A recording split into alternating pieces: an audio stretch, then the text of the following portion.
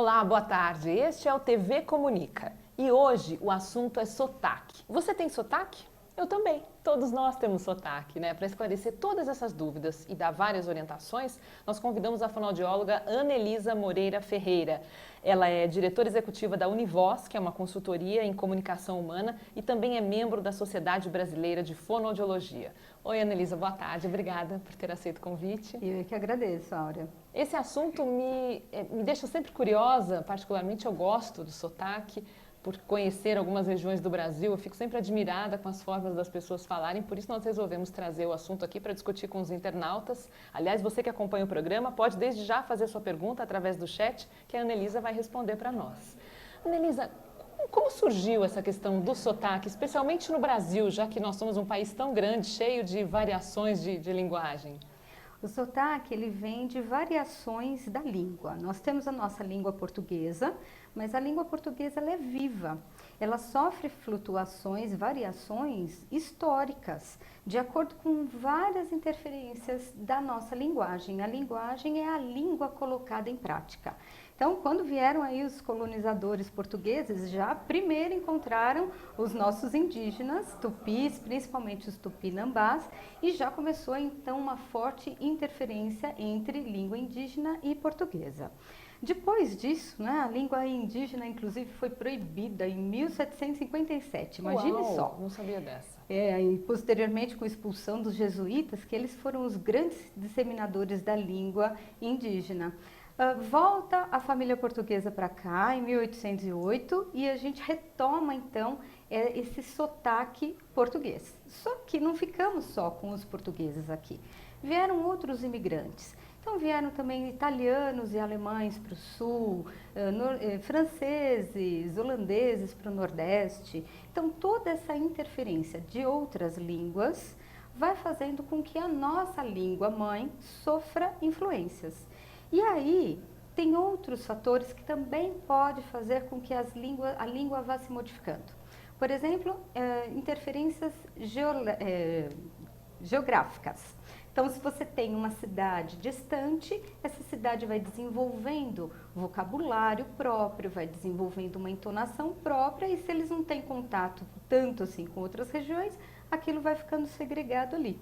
Nós tivemos influência da escravidão, com a língua, com as línguas africanas.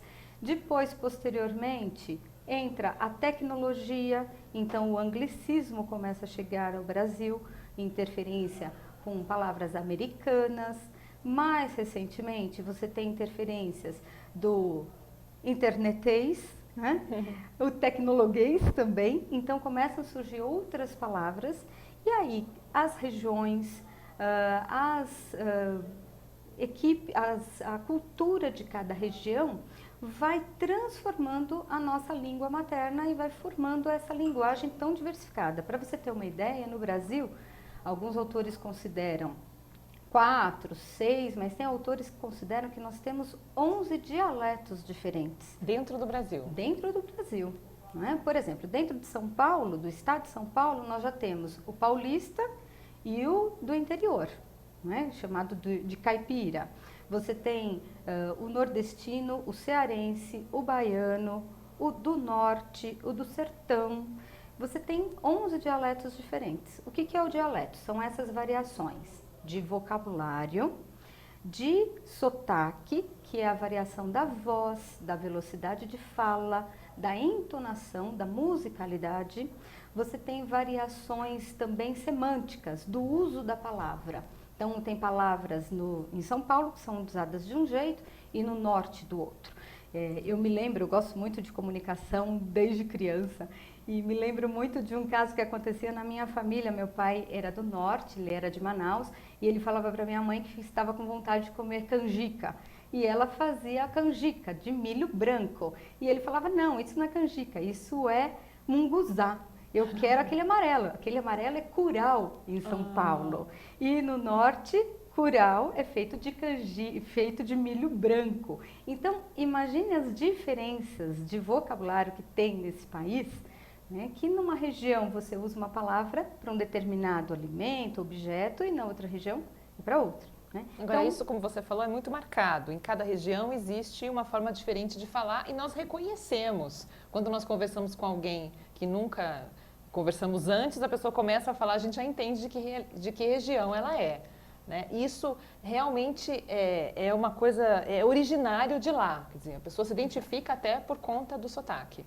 exatamente. O sotaque, ele é uma marca identitária das pessoas. Ele identifica a sua cultura, a sua origem. Você consegue identificar se é uma pessoa do sul porque ela tem marcas fonológicas, ou seja, ela tem marcas na melodia, na acentuação da palavra, ela tem marcas lexicais, ela tem marcas de vocabulário. Por exemplo, o sulista, se aqui em São Paulo, alguém vê uma menina bonita, vai falar, nossa, que moça bonita. No sul vai falar barbaridade, que prenda. Né? No nordeste, vixe, que mulher correta. Então você tem variações linguísticas que marcam determinadas regiões e são usadas única, exclusivamente naquela região. Como hoje nós temos a mídia, a globalização, internet, televisão, rádio, essas palavras acabam se espalhando por esta vastidão desse país. Mas elas ainda têm um uso corrente, um uso contínuo mais naquela determinada região. E não são só as palavras com seus significados diferentes, como você bem colocou, mas a musicalidade de cada um dos sotaques. E isso, como você também citou, a mídia acabou fazendo com que fosse uma coisa só, um padrão. Né? Infelizmente, algumas regiões perderam um pouco essa força da identidade do sotaque, porque a mídia parece que entende que o correto é falar como em São Paulo ou como no Rio. E é assim mesmo que acontece, Ana? O correto é cada um falar conforme a sua região, porque isso é a sua marca, é a sua cultura, conta sobre a sua história. O que acontece muito é que um bom comunicador é aquele que se preocupa em se fazer entender. Então, se eu venho lá do Nordeste e tenho um vocabulário que é específico da minha região, uma melodia da voz que dificulta entender, uma velocidade de fala mais ou menos acelerada, quando eu encontrar um ouvinte de uma outra região, pode ser difícil ele me entender. Então, o que é necessário é fazer uma adaptação para o meu público, para o meu ouvinte. Então, atenuar os regionalismos é necessário sim para algumas situações, mas eu sou contra, com certeza, você neutralizar, porque senão você perde a identidade. Agora, tem algo histórico que a gente não vai conseguir barrar. Hoje, com a globalização, há uma influência de todos os povos, de todas as regiões, que vem pela internet, vem pela mídia, vem pelo rádio, que vai acabar trazendo novas modificações para a nossa língua e para a nossa linguagem. A língua escrita, ela sofre menos modificações, porque ela atende normas de gramática, normas ortográficas, mas a língua falada não, ela muda a cada instante. Eu, me comunicando com você, posso aprender uma palavra nova e começar a usá-la. E a internet, principalmente, ela veio trazer isso. O meu afilhado, há anos atrás, falou para mim, madrinha, eu deletei a minha namorada. Poxa, que fácil. Então, é uma palavra da internet que já faz parte do nosso vocabulário. Já começa a fazer parte. Você falou na importância de atenuar o sotaque. Queria que você desse um exemplo para nós do que pode ser atenuado, por exemplo, do sotaque nordestino, quando um nordestino vem a São Paulo, e o contrário também. Nós paulistas, quando vamos ao Nordeste, temos que atenuar o sotaque em que sentido? Qual é a orientação? Áurea, eu vou dar muitos cursos de comunicação em outros lugares do país, então eu sempre tenho um cuidado. Outro dia eu fui dar treinamento em Belém. E aí, quando eu cheguei lá, já ouvi o comentário, paulista já chega acelerado, já chega muito com pressa, ou seja, nós falamos mais rápido. Então, uma modificação que eu fiz quando eu fui conversar com eles, foi falar um pouco mais pausado, um pouco mais devagar, para que eu não transmitisse uma mensagem de que eu estava acelerada, porque eu não estava acelerada, mas o meu jeito de falar pode trazer alguns rótulos. E é normal nós termos rótulos, isso é cultural, nós termos rótulos em relação a algumas regiões. Então, o paulista é acelerado, é apressado. A pessoa do sul, ela é mais dona de si, né? O carioca tem um jeito mais solto de falar, aí o paulista morre de inveja daquela praia e acha que o carioca tá folgado, tá sossegado. Na verdade é o jeito dele falar. Aí você pega as pessoas da Bahia, do Norte, do Nordeste principalmente, tem um jeito mais prolongado de falar, mais arrastado, e a gente acha que ele está falando mais devagar, que também vai ser uma pessoa que vai ter mais dificuldade de entender, e não é nada disso. As pessoas têm inteligências e competências, não importa a sua região. Independente do sotaque. Independente do sotaque. Mas o mercado de trabalho rotula mesmo, como você disse, a respeito dos rótulos, e essa impressão acaba sendo aplicada como sendo verdadeira. Quer dizer, dá a impressão para nós de que para você mostrar sua competência, você tem que comprovar o seu endereço, não a sua capacidade técnica mesmo. O mercado vê desse jeito? Infelizmente, sim. E não é só o mercado de trabalho, as empresas em si, é por conta da população. Então, a exemplo, eu treinei uma central de call center locada no interior de São Paulo. Então, eles falavam porta, portão, porteira, desbronquear o seu cartão de crédito e atendiam clientes de São Paulo. Os clientes de São Paulo tinham um certo preconceito e achavam que essas pessoas eram simples e não iriam resolver. Muito pelo contrário, eram profissionais extremamente capacitados, extremamente gabaritados, que resolviam qualquer problema, mas a forma de falar fez com que o cliente desenvolvesse um preconceito, um rótulo. E aí eles precisaram ser treinados para valorizar a sua cultura, sim, mas na hora de falar com uma pessoa que eu não conheço, eu vou atenuar este regionalismo. Isso vem do quê? Do fato de que precisamos nos comunicar e ser claros com todos. Então, se o meu regionalismo tem alguma particularidade que vai impedir a minha comunicação, então eu vou atenuá-lo. Mas isso não significa que eu vou jogar fora toda essa minha cultura. Muito pelo contrário, ela deve ser guardada, ela deve ser valorizada porque ela te identifica. Ela mostra, ela conta a sua história. E é tão bonito quando nós vamos ao Nordeste e escutamos aquela sonoridade gostosa e que nos contamina. Voltamos até falando igual, com aquela voz diferente, a nasalidade diferente. Então isso tem que ser valorizado. Mas nas empresas muitas vezes precisa ser atenuado para que a comunicabilidade aconteça de uma forma mais fácil. É algo cultural, né? Também talvez tenhamos que passar por um processo de avanço, de aprimoramento, para entendermos que cada um tem suas riquezas, sua cultura, que precisam ser preservadas. Áurea, isso está muito lá atrás. Então, quando o Brasil foi descoberto, Portugal recebeu uma carta, se eu não me engano, de Pedro Álvares Cabral, a respeito da linguagem dos indígenas. E dizia assim, esta língua ela é muito estranha, ela não tem L, não tem F e não tem R. Portanto, é um povo que não tem lei, que não tem fé e que não tem rei. Que viagem! Por isso é um povo de difícil contato. Que viagem! Por conta da língua não ter alguns fonemas, ele achou que eles também não teriam essas palavras no vocabulário. Então, o preconceito em relação ao regionalismo, ao sotaque, aos dialetos, eles são históricos. E aí nós vamos precisar de muitos anos para frente para poder atenuar isso. Cabe a cada um de nós olhar uma pessoa de uma outra região e olhar além do seu sotaque, além das suas palavras. E até mais, aprender com essas palavras, aprender também com esta cultura e entender por que ele fala de um jeito e não do outro. Não é? Mas também cabe àquele que vem para uma cidade nova entender que ele pode não ser totalmente compreendido e buscar formas de atenuar. Você falou da musicalidade de cada sotaque. Quer dizer que nas regiões do Brasil, cada região tem sua musicalidade e o Brasil, então, é uma orquestra sinfônica? Pode-se dizer que sim, pode-se dizer que sim. Às vezes eu escuto de outras pessoas de outras regiões. O paulista canta muito quando fala. Na verdade, todos nós cantamos, não é? Porque cada região tem uma entonação.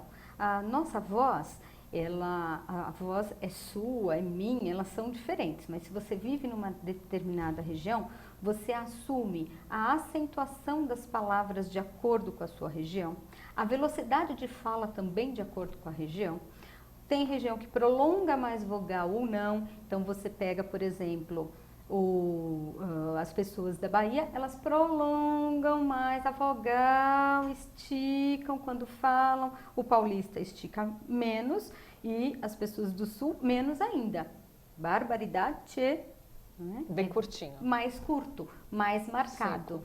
Então, essa combinação de variação da entonação, de acentuação das palavras, de velocidade, de forma de articulação, elas dão o ritmo, elas dão uma musicalidade na voz. Então, cada região vai ter a sua característica. E dentro da mesma região, ou do mesmo estado, como em São Paulo, você ressaltou bem a fala do paulistano, que tem muita influência do italiano, e a fala da pessoa que mora no interior do estado, que é mais aquele caipira, que a gente fala que o R é bem quase como o inglês, não é? O inglês americano. Mas dentro da cidade de São Paulo, nós vemos pessoas que falam, vamos dizer assim, de uma forma, talvez um sotaque menos marcado e tem aquele mais italianado, né? Que diz aprimoramento, funcionamento. E esse talvez seja o cantado que as pessoas dizem, não é, Ana? Eu acredito que sim, pode ser sim, por influência italiana, então os bairros do Bexiga, da Moca, eles têm algumas características, né? Orra meu, é o carro, o carro, nós fazemos com R posterior, carro. E quem é dessa região por influência italiana é carro. Então tem marcas identitárias que não são só de grandes regiões, norte, nordeste, sul, sudeste. Você tem variações dentro de um mesmo estado e dentro de uma mesma cidade, por influência das correntes migratórias e de imigração, né? Então, recebemos muitos italianos que se sediaram nessas regiões e aí a cultura acaba ficando, acaba se perdurando. Ana, e como orientar pessoas que, de repente, têm vergonha, acho que eu não estou exagerando, tem algumas pessoas que têm, infelizmente, não valorizam a cultura do estado de onde vieram e têm vergonha do seu sotaque e resolvem falar como falam na televisão. Por exemplo, como o carioca, com o R bem carne, parece bonito, né? Cria um status bacana. Como é que você orientaria pessoas que talvez não tenham ainda encontrado a sua forma de falar? Eu acho que se você vem de um outro lugar, vai para qualquer nova cidade e quer se identificar com essa cidade, é importante fazer algumas adaptações, sim, principalmente para o mercado de trabalho. Então, é buscar atenuar, mas não imitar, porque senão vai ficar caricato, vai ficar forçado, né? E não adianta também você imitar de uma terceira região. Você é de São Paulo, vai para o Nordeste, vai querer falar que nem um nortista. Você tem que respeitar o local que você está. Existem trabalhos fonoaudiológicos realizados com pessoas na área de assessoria da comunicação, que é para aprimorar esse jeito de falar. Por meio de exercícios, por meio de conscientização, você consegue mostrar para a pessoa onde cada movimento acontece, né? Então, por exemplo, você pega a porta, esse R do meio, ele tem uma variabilidade muito grande no Brasil. Então, porta, em São Paulo, você mostra que é com a ponta da língua elevando para o céu da boca. Porta, no interior, a língua faz um movimento para trás. Porta, no Rio de Janeiro, é com esse R mais do fundo da língua, né? Como se aqui fosse a nossa língua. Você tem movimentos que a língua levanta na frente ou levanta mais atrás. Então, por meio de exercícios, você consegue mostrar para as pessoas se um determinado som daquela região é feito com a ponta, com o fundo da língua, se um S é mais chiado, se é menos chiado, né? Para fazer essa adaptação. Quer dizer que o sotaque é definido pela posição da língua dentro da boca? Uma das coisas, sim, o sotaque ele é uma combinação de variações, do ponto de vista da articulação, então como a minha língua, meu lábio se movimenta, um exemplo é o R, o S, né? Festa no Rio de Janeiro, festa em São Paulo. Também o sotaque vem da variação da melodia. Então, São Paulo nós nos comunicamos desse jeito, em Minas Gerais nós nos comunicamos falando mais rapidinho, né? Aglutina mais as palavras, tem um jeitinho mais mineiro de falar, você junta mais a articulação. Até eliminando, às vezes, algumas sílabas finais das palavras. Com certeza, né? Tem até histórias que brincam dos mineiros, né? Tem uma história que conta que um mineiro chegou com um corte na farmácia e perguntou para o farmacêutico, tem pó patapataio? Tem pó, pó, pó, pó, pó, pó, pó. Então, o mineiro, ele articula os fonemas muito juntos, muitas vezes eliminando algumas vogais, né? E o que pode dificultar o entendimento. Com certeza. Entre eles, olha, um ponto importante, entre eles se entendem muito bem, mas se ele vem para São Paulo pedindo um pó para tampar o talho do braço, eu não vou entender se ele disser tem pó patapataio, né? Então, caldo de quê? Caso de quê? Um covô para um covô, um cotô para um covô, que são expressões que a gente brinca com essa região, mas que são verdadeiras, é o jeito de falar mineiro. Então, esta velocidade de fala, aglutinação de sons, são marcas linguísticas de determinadas regiões. Então, o trabalho para você eliminar, eu não digo, mas atenuar o sotaque, ou melhor ainda, saber quando você deve usar com ou sem sotaque, pode ser feito por meio de exercícios de voz, de língua, de lábios, de melodia, de entonação. É o que se faz no jornalismo, mas principalmente entre atores, cantores e atores de televisão que precisam interpretar um determinado personagem. Então, não basta ele só imitar aleatoriamente. Ele tem que saber, bom, eu vou imitar um personagem que veio de onde? Para tentar ficar mais original possível. E aí é o bom trabalho do ator.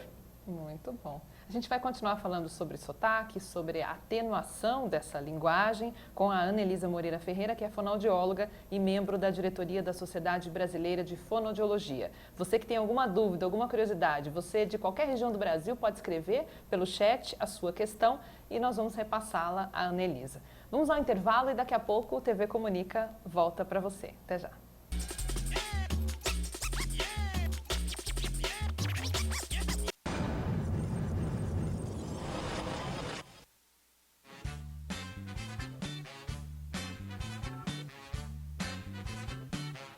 Álbum de figurinha é uma coisa que todo mundo gosta, então a gente acha que estava na hora de modernizar. O Glue é um álbum de figurinha digital. A ideia veio justamente dos álbuns de figurinha dos anos 80. O álbum de figurinha é uma coisa que ainda não existia para iPad. A gente fez um aplicativo complementar no iPhone, onde as crianças, os adultos podem carregar as figurinhas, fazer troca, ver quais tem e também mostrar para os amigos. Como se você levasse as figurinhas no bolso mesmo. Ele é muito parecido com o álbum real. A gente buscou o que era tradicional no álbum de figurinha e procurou adicionar o que a tecnologia tinha de disponível pra gente. O desafio era manter aquilo com cara de álbum de figurinha. O Glue é o nome do aplicativo e debaixo desse Glue tem o primeiro título, que é o Wonder Bunny. A gente começou desenhando no papel como seria o álbum. Eram páginas iguais que viraram 10 páginas diferentes. Era troca de figurinhas que você fazia pelo aplicativo, que virou troca de figurinhas pelo Facebook, pelo e-mail. Nós temos 100 figurinhas. A grande magia desse álbum foram as figurinhas animadas, que é uma coisa que, obviamente, no álbum impresso a gente não conseguia. E cada figurinha tem também uma historinha. A Sacilândia, que é um mundo fictício onde vivem todos os meus personagens, já existe há muito tempo. E o que eu fiz com o Wonder Bunny foi criar um mundo debaixo dessa Sacilândia, um mundo de personagens que se comunicam. A maioria são coelhos, e tem um coelho super-herói, que é como se fosse o host ali do álbum, e os seus amigos e as outras criaturas esquisitas, e engraçadas e bonitinhas. As pessoas que vêm não têm ideia da quantidade de trabalho que foi isso. Se a gente publicou 100 figurinhas, eu devo ter desenhado 400. Essa é uma figurinha. Então, tipo, olha, todos os PNGs separados, tá vendo? Aqui, ó, ele anima assim, um a um. A gente usou programador web, programador de banco de dados, programador front e back-end. prazo é muito importante para você ter ideia também do quanto isso vai te custar, do investimento tanto de tempo quanto de mão de obra. A gente sabia o quão ia ser complexo, mas a gente imaginou uns 4, 5 meses. Acabou levando um ano. Que não é feito exclusivamente para crianças. Eu tenho certeza que tem muito adulto, muito adolescente que vai se divertir. E é deixar a criatividade rolar, né? Porque eu acho que ainda dá para fazer muita coisa usando como base um álbum de figurinha animado.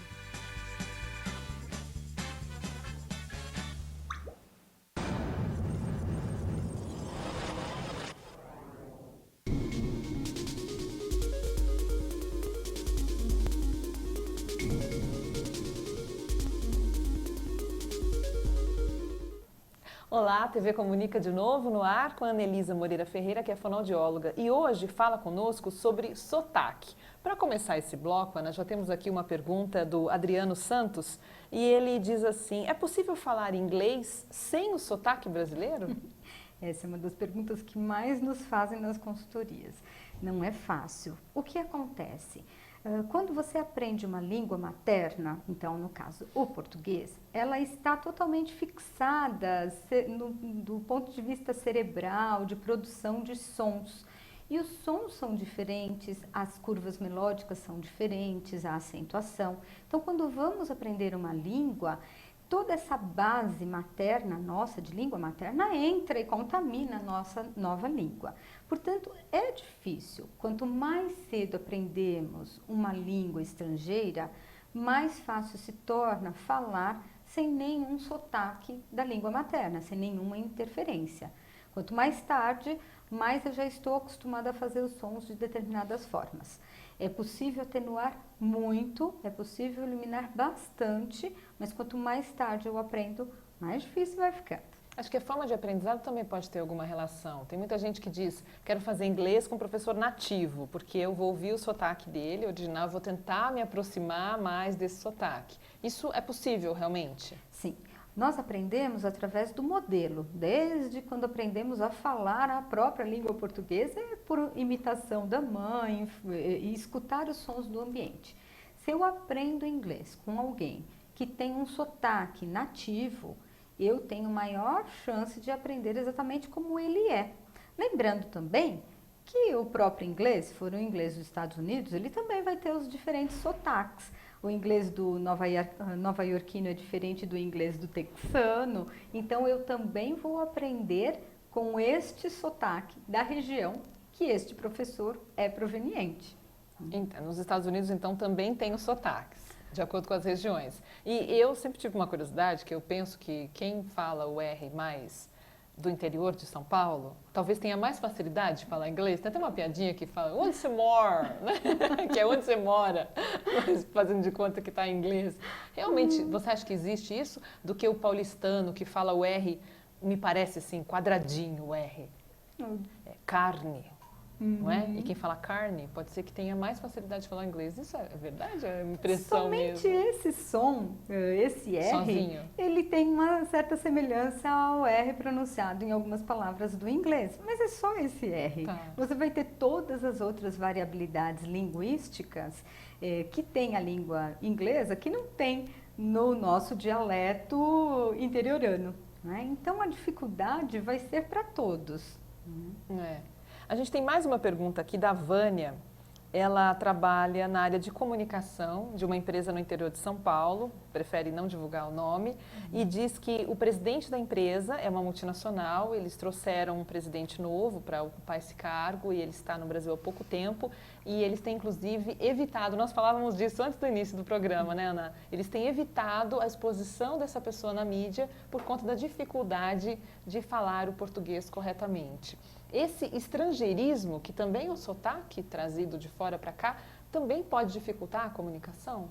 Com certeza. Quando falamos sotaque, são os diferentes dialetos dentro do Brasil, mas os sotaques estrangeiros também. Alguém que vem de fora e vai aprender uma segunda língua, que é a língua portuguesa.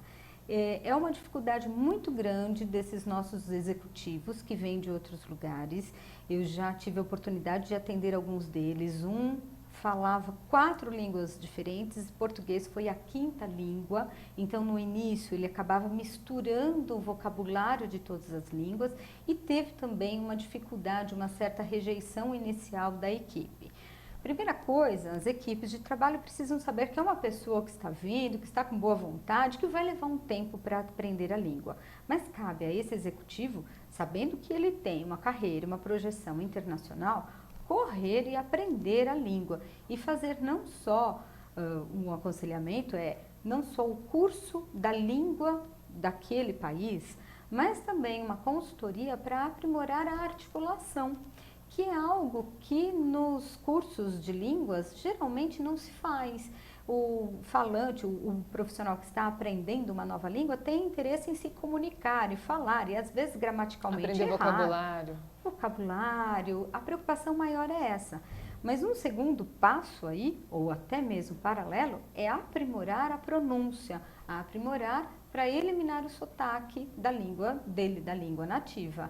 É importante, porque principalmente para fazer gestão de equipes, fazer então toda a condução de equipes de trabalho dos seus colaboradores, comunicação hoje em dia é essencial. Você precisa se comunicar de forma clara e ser muito bem aceito. Se você não fala nem o básico desta língua onde você está trabalhando, ter possíveis rejeições é algo que pode acontecer, sim. Ana, e do que depende esse processo de aprendizado do profissional que quer atenuar o sotaque, seja regional, interno aqui do Brasil ou de fora do Brasil? A gente pode falar em um período de tempo que isso pode acontecer? Depende do que chegar a essa meta? Tem variabilidades muito grandes que são de indivíduo para indivíduo, primeiro. Né? Então, tem pessoas com uma grande facilidade de pegar a sonoridade das línguas e aprender com mais facilidade. Então, são pessoas que vão aprender línguas e vão atenuar os sotaques. Você precisa de treino, você precisa fazer muito treino auditivo para acostumar o seu cérebro a ouvir esta nova musicalidade. Por isso se usa tanto, né? Conversação, escutar músicas, escutar filmes sem a legenda, para que você acostume o seu ouvido e o seu processamento auditivo a identificar que características são essas nesta nova língua que eu preciso trazer. Então, falar de tempo é bastante difícil porque tem uma variabilidade muito grande de pessoas para pessoa, mas precisa ter dedicação, isso sem dúvida. Agora, o aprendizado de um novo idioma, ele, sem dúvida, é mais fácil para quem é mais novo. A criança tem mais facilidade, é isso? Sim. Ou menos rejeição? Eu acho que são várias coisas. Você tem ainda uma plasticidade cerebral, não é? Maior, você está numa fase de aprendizado onde tudo é novo, você tem a sua mente mais livre de uma série de coisas, inclusive dos seus medos, né? E medo do fracasso, medo do ridículo, medo de se expor. O adulto, o que eu mais vejo, principalmente em todos os aspectos que envolvem comunicação, é um medo de, ao falar, ser julgado, ser interpretado de uma determinada forma, porque quando eu me comunico, eu me exponho. Eu mostro aquilo que eu estou pensando, a forma como eu estou falando, fala muito de mim. Um adulto, para aprender uma língua, ele já vem com essa série de barreiras. E às vezes pode ficar um pouco mais difícil. E a gente pode incluir nesse pacote aí a autoestima? Porque imagino que muita gente pode não querer se expor, não querer mostrar o seu sotaque original, por receio de ser vítima de preconceito.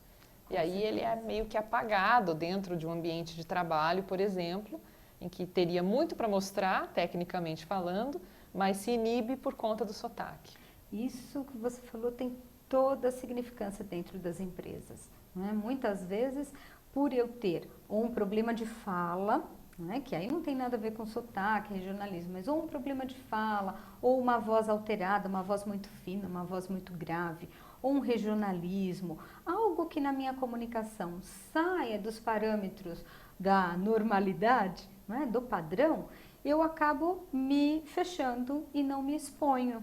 E ao não falar, vou ficando cada vez mais com medo desses atos de fala, desse momento de comunicação. Né? Então, isso precisa ser superado, pode dar um problema de autoestima, sim. E eu vejo muitas vezes que as pessoas com regionalismos e que vão trabalhar em outros locais têm, às vezes, esse preconceito dentro de si. Esse rótulo, às vezes, está dentro, nem está naquele ambiente, nem está naquela empresa. E acabam se fechando mais. Ana, de forma prática, se você puder orientar o nosso internauta sobre isso, você poderia nos dar um exemplo de uma palavra que está dentro aí desse sotaque, talvez não tão aprovado, não tão aceito, para que a pessoa possa entender como atenuar? Que tipo de exercício é possível fazer, assim, de forma simples? Os exercícios, eles vão depender muito do tipo de problema que a pessoa tem, mas eu acho que todos precisam ficar muito auditivos à sonoridade daquele lugar, não é? Então, por exemplo, o paulista fala muito rápido.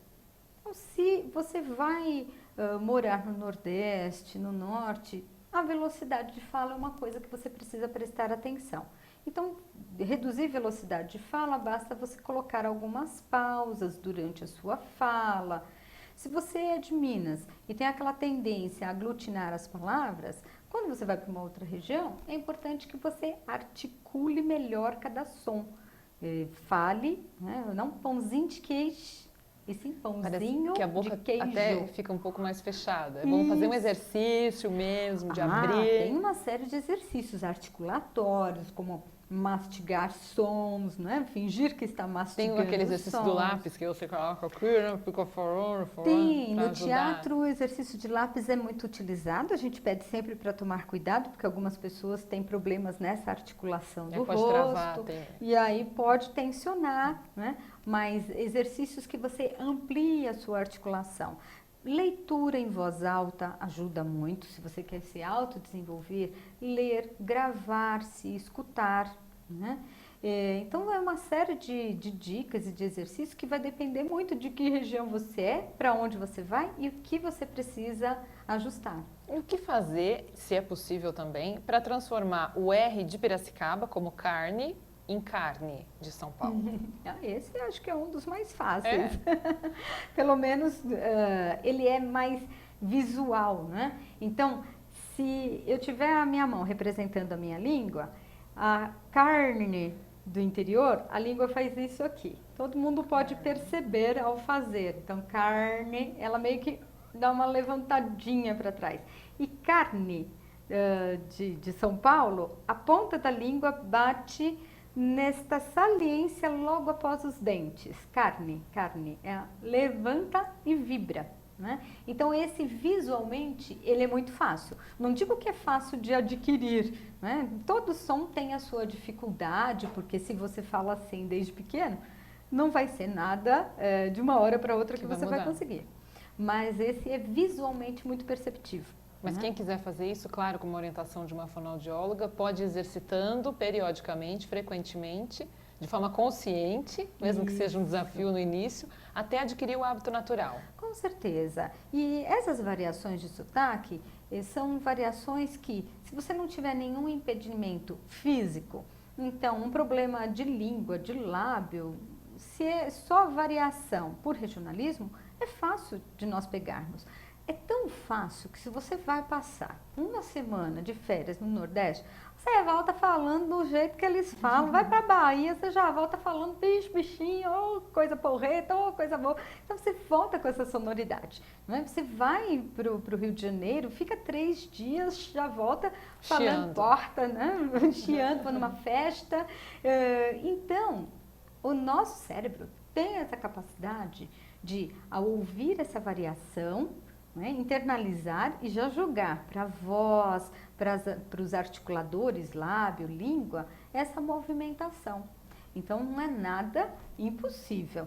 Pode um som ou outro ser mais difícil, mas a gente consegue fazer mudanças. Se eu preciso fazer mais rápido, era bom que eu fizesse uma consultoria com um fonoaudiólogo. Se eu tenho mais tempo, o conviver vai me dando essa influência da fala do outro. E Ana, essa adequação que você cita é para, além de facilitar a comunicação, facilitar a interação entre as pessoas, tentar evitar talvez um pouco de rejeição daquela pessoa estranha que vem de uma outra região, vem aqui para o nosso grupo e já existe uma certa dificuldade de interação, né? Isso É mesmo. importante pensar nisso, nessa facilidade de interação também. Sim, sim, porque se eu vou ter uma comunicação, quanto mais a minha comunicação for próxima à sua, em termos de vocabulário que eu fale, que você entenda o que eu quis dizer, velocidade de fala, melodia, mais você vai me aceitar, mais você vai ter uma tendência maior a você aceitar as minhas ideias, que no fim é isso que se quer na comunicação, que aquilo que eu fale gere eco em você. Quer para você aceitar, quer para você refutar, mas que aquilo que eu fale tenha um significado. Se a forma como eu falo faz com que você já gere uma rejeição, ou que você gere rótulos a respeito da minha pessoa, então isso vai passar por filtros, não é? Tudo que eu falar vai passar por filtros de preconceitos, de paradigmas. Ah, ela não sabe o que fala, ela não tem certeza, ah, é uma pessoa simples, ah, não é uma pessoa que entenda das coisas. Então, a gente tende a achar, né, Narciso acha feio tudo que não é espelho, já dizia a música do Caetano. Então, quanto mais eu tiver essa sintonia, melhor. Não significa que eu tenha que sair falando igualzinho a você, mas que eu precise atenuar algumas coisas para que a gente se comunique melhor. É bom que se diga que não é correto que se faça julgamentos, mas isso é inerente à humanidade, né? Não tem Isso. como totalmente evitar, 100%. Então, para que se evite ser vítima de um julgamento, de um preconceito, é importante que então você mude de lugar, né? E tente pensar como o outro pensaria para se adaptar melhor. Assim, imagino que seja mais difícil para uma pessoa ter projeção profissional dentro do mercado de trabalho se ela tem um sotaque muito marcado. Você acha que isso acontece? Eu digo que algumas vozes favorecem mais a ascensão na carreira, algumas formas de falar. Se a pessoa, no fim, for um bom comunicador, num primeiro momento pode ser que aquele sotaque gere um impacto. Mas depois, se você verifica que a pessoa tem pertinência, tem conteúdo, tende-se a atenuar os sotaques. E em matéria de comunicação é um mundo mágico, não é? Toda voz, quando você escuta uma voz, essa voz gera em você sensações, porque ao longo da sua vida toda você tomou contato com vozes diferentes. Então, se uma pessoa falou com você mais forte e você sabe que aquela pessoa é autoritária, por exemplo, se ela falou bem baixinho, você sabe que ela era tímida. Isso está lá no nosso cérebro. Então, ao longo da nossa vida, se eu tomo contato com alguém falando forte, eu já vou julgá-la autoritária, ela sendo ou não. Se ela falar fraquinho, eu já vou julgá-la como frágil, envergonhada, quer ela seja ou não. Então, isso é natural do ser humano começar a fazer alguns julgamentos. Do ponto de vista do sotaque, a mesma coisa. Historicamente, nós temos alguns rótulos e que não são verdadeiros. Não é todo paulista que é apressado, apesar da gente viver nessa correria, não é todo o carioca que todo dia passa o dia todo na praia. Eles trabalham muito. Enfrentam muito trânsito também, inclusive. Cada vez mais difícil, a gente fala de São Paulo, mas lá está igual.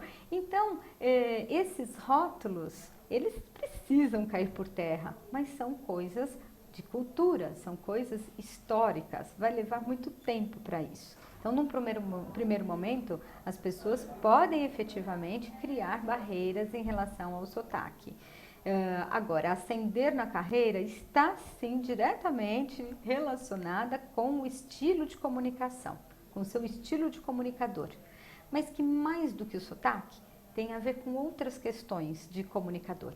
O quanto você ouve as pessoas e considera, o quanto você tem pertinência naquilo que você fala, o quanto você, ao falar, considera o outro. São outras coisas que são maiores até mesmo do que o sotaque. Por isso, as pessoas das diferentes regiões desse país, desses nossos 11 dialetos, não precisam ficar tão preocupadas assim. Não é porque eu sou de uma ou de outra região que eu não vou ter chance de ascender na carreira. Agora, eu preciso ser boa comunicadora, não importa onde eu more, não importa para onde eu vá trabalhar. E para se comunicar bem, a gente tem que saber se conectar com o outro. E isso independe de sotaque, não é, Ana? Exatamente, exatamente. São outros atributos, como você citou. Não é só uma forma de falar, um tipo de musicalidade na voz. Não. São outros recursos de comunicador o respeito, é o seu vocabulário. Um exemplo grande é quando você vai para uma empresa e chega um colaborador novo, entra e você já começa a usar todo o seu vocabulário técnico com esse colaborador novo. Ou então até os estrangeirismos, né? Vamos fazer uma reunião de kick-off para poder traçar qual é para analisar o gap. O gap, porque nós precisamos de um feedback para saber se o nosso break-even atende o budget do ano. Gente, então... que respeito é esse que eu tenho para essa pessoa que entrou? Não é? Um bom comunicador, ele faz uma adaptação da linguagem, faz uma adaptação da voz, do ritmo de fala, para quem ele está falando, considerando a idade dessa pessoa, a cultura, o conhecimento que ela tem, por exemplo, no ambiente corporativo daquela empresa. Então, esses são diferenciais importantes no mundo empresarial hoje em dia. É você ser um bom comunicador independente do seu sotaque. Uma ótima reflexão. De novo, sobre o preconceito, falamos a semana passada aqui no TV Comunica sobre a linguagem politicamente correta. E quem encontrar alguma vantagem no preconceito, por favor, me avise que eu quero aprender mais essa. Ana, você quer deixar algum recado final? Nós chegamos ao final do programa. Gostaria que você divulgasse o site da Sociedade Brasileira de Fonoaudiologia para que quem tiver interesse possa acessar e visualizar outras dicas. Pode ficar à vontade. O site da Sociedade Brasileira de Fonoaudiologia é www.sbfa.org.br e lá vocês podem encontrar muitas dicas, textos, perguntas mais frequentes de diferentes áreas da nossa comunicação. Temos também alguns aplicativos para baixar no celular, um já foi lançado, vamos lançar outros, para que tire dúvidas da população sobre comunicação. Ok, muito bom. Fonoaudiologia ajudando na qualidade de vida das pessoas e na melhor comunicação entre todos, não é? Sim, eu acho que comunicação ela melhora com certeza a sua autoestima, a sua qualidade de vida, permite um melhor posicionamento na carreira e na sociedade, porque precisamos lembrar que não nos comunicamos apenas no nosso ambiente profissional. Nos comunicamos também com a família, com os amigos, e quanto mais essa comunicação for clara e acolhedora e considerando o outro, mais eu vou ser bem vista mesmo em todos esses âmbitos, né? Não só no profissional. Ótimo. Muito obrigada pelas dicas, foram muito úteis. Adorei sua presença aqui. Eu que agradeço. Conversei com a Anelisa Moreira Ferreira, que é fonoaudióloga, membro da diretoria da Sociedade Brasileira de Fonoaudiologia, e que nos falou sobre sotaque. Na segunda-feira que vem, o TV Comunica apresenta um conteúdo também sobre comunicação a partir das vestimentas. Como é e o que diz a vestimenta do homem, principalmente? Para falar sobre o assunto, teremos aqui a consultora de imagem e personal stylist, Joseana Fagundes. Se você tiver mais alguma dúvida, ainda dá tempo, entre no chat, deixe registrada a sua questão e depois pode rever o programa no site tvcomunica.com.br. Obrigada, internauta, pela sua participação e até a semana que vem.